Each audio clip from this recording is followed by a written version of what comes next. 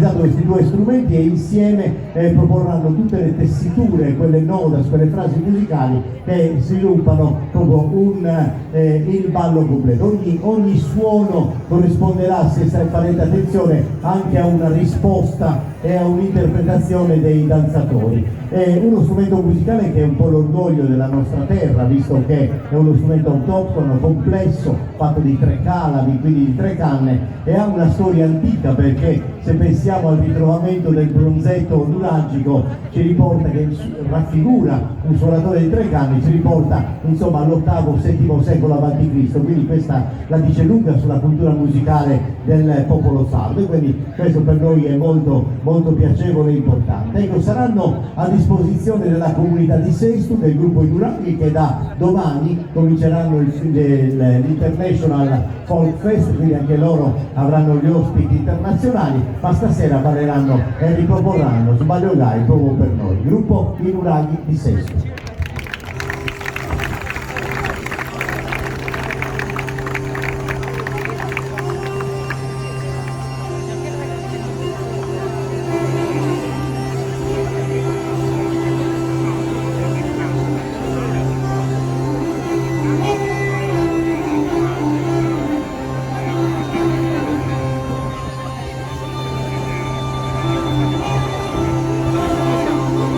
Con la Colombia.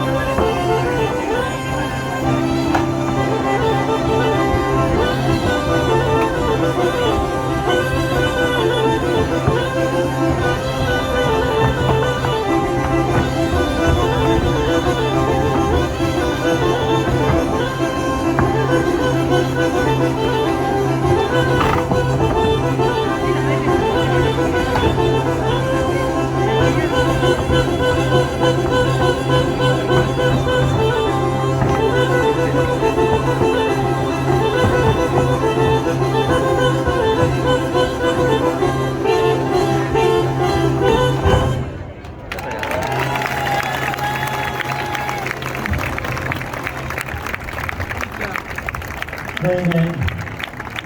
Peccato al giovane, hai versato tutti. Allora, grazie per Paolo, grazie infinite a tutti i componenti, il gruppo I Nuraghi di Sesto, grazie Michele, Graziano, potete accomodarvi, salutiamo i nostri ospiti